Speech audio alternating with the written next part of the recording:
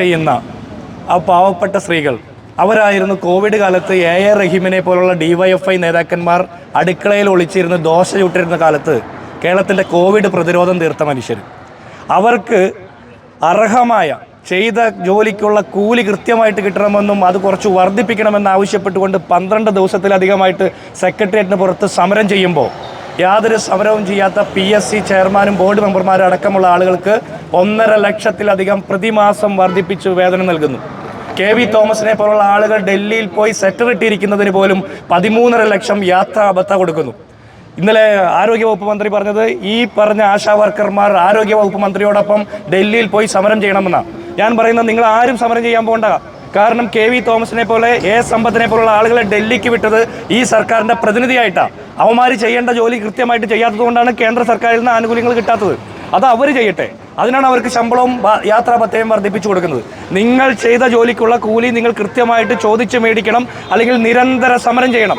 ഒരുപാട് സമരങ്ങളിലൂടെ നടന്നു കയറിയ ഒരു പ്രസ്ഥാനം ഈ സംസ്ഥാനം ഭരിക്കുമ്പോൾ സമരം ചെയ്യുന്ന ആളുകളെ ആക്ഷേപിക്കുന്ന നിലപാടെടുക്കുന്ന ധനകാര്യ വകുപ്പ് മന്ത്രിയും അദ്ദേഹത്തിൻ്റെ വകുപ്പും തന്നെയാണ് ചിന്താ ജെറോം എന്ന് പറഞ്ഞ മുൻ യൂത്ത് കമ്മീഷന് മുൻകാല പ്രാബല്യത്തോടെ കോടിക്കണക്കിന് രൂപ കുടിശ്ശികയടക്കം കൊടുത്തുകൊണ്ട് തൃപ്തിപ്പെടുത്തിയത്.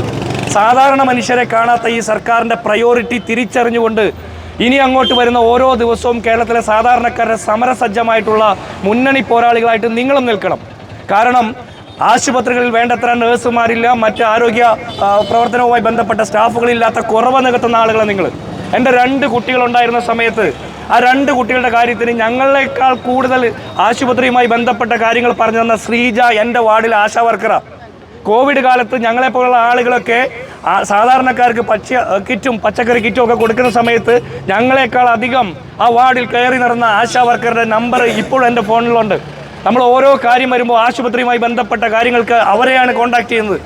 500 കുടുംബങ്ങൾ, 2500 മനുഷ്യരെ നിരന്തരം കണ്ട് സംവദിക്കുന്ന കേരളത്തിലെ ആരോഗ്യ വകുപ്പിൻ്റെ ചാലക ശക്തിയായിട്ട് പ്രവർത്തിക്കുന്ന ആശാ വർക്കർമാർക്ക് ആനുകൂല്യം കൊടുത്തില്ലെങ്കിൽ, ശമ്പളം കൊടുത്തില്ലെങ്കിൽ ഈ സർക്കാർ പിന്നെ ആർക്കാണ് ഇതൊക്കെ കൊടുക്കാനിരിക്കുന്നത്?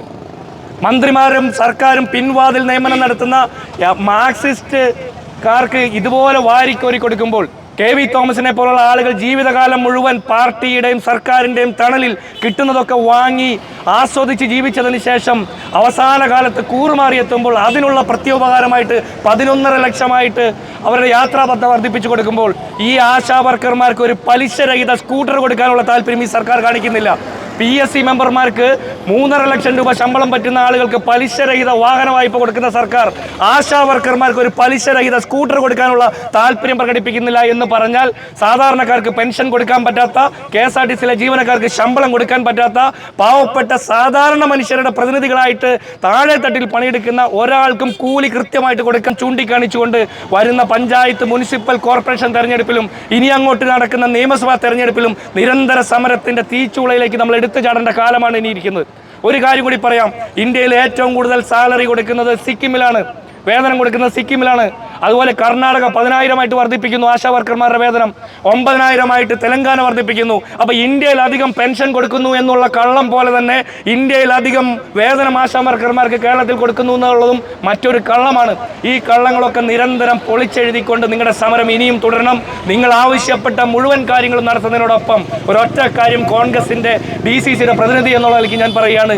ഇനി UDFൻ്റെ സർക്കാർ അധികാരത്തിൽ വരുന്ന സാഹചര്യത്തിൽ ആശാ വർക്കർമാരെ ആശുപത്രികളിലൂടെ താഴെ തട്ടിൽ പ്രവർത്തിക്കുന്ന ആശുപത്രികളുടെ ആരോഗ്യ വകുപ്പിന്റെ ഗവൺമെന്റ് ഉദ്യോഗസ്ഥരായി കൂടി നിയമിക്കണമെന്നുള്ള ഒരു ആവശ്യം കൂടി ഞാനിവിടെ പറയുക.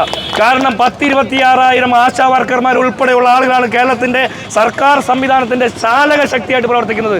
അപ്പോൾ നിങ്ങൾ വെറുതെ ഇവിടെ നമ്മുടെ പറമ്പിൽ കുഴിയെടുക്കാൻ വരുന്ന ഭായിമാർക്ക് കൊടുക്കുന്ന പണം പോലും നിങ്ങൾക്ക് ഒരു ദിവസത്തെ കൂലിയില്ല. ദിവസം 7,500 രൂപ സാലറി കിട്ടുന്ന PSC മെമ്പർമാരുടെ 13,000 വർദ്ധിപ്പിക്കുന്ന ഈ സർക്കാർ 233 രൂപ ദിവസക്കൂലി കിട്ടുന്ന ആശാ വർക്കർമാരുടെ അതുപോലും 3 മാസമായിട്ട് കൊടുക്കാൻ പറ്റിയില്ല എന്ന് പറഞ്ഞാൽ ഈ സർക്കാരിന്റെ മുൻഗണന മുന്തിയവന്മാർക്കൊപ്പം മാത്രമാണ്, മാർക്സിസ്റ്റ് നേതാക്കന്മാർക്കൊപ്പം മാത്രമാണ്. V ശിവൻകുട്ടിയാണ് കേരളത്തിലെ തൊഴിൽ വകുപ്പ് മന്ത്രി. V ശിവൻകുട്ടിയുടെ ഭാര്യ PSC മെമ്പറാ.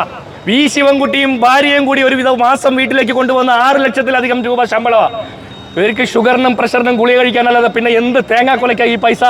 അപ്പോൾ വി ശിവൻകുട്ടി അടക്കമുള്ള തൊഴിൽ വകുപ്പ് മന്ത്രി ആശാ വർക്കർമാരുടെ തൊഴിലുമായി ബന്ധപ്പെട്ട കൂലി കിട്ടാത്ത പ്രശ്നത്തെ അഡ്രസ് ചെയ്യാതെ സ്വന്തം ഭാര്യയ്ക്ക് 3.5 ലക്ഷമായിട്ട് കൂലി ഉയർത്തുമ്പോൾ അതിന് കൈയടിച്ച് പ്രോത്സാഹിപ്പിച്ച മന്ത്രിസഭയിൽ ഇരുന്നു എന്ന് പറഞ്ഞാൽ അത് CPM എന്ന് പറഞ്ഞ പാർട്ടിയുടെ മൂല്യച്യുതിയുടെ ഏറ്റവും വലിയ ലക്ഷണമാണ്. ഞാൻ എൻ്റെ വാക്കുകൾ അവസാനിപ്പിക്കുകയാണ്.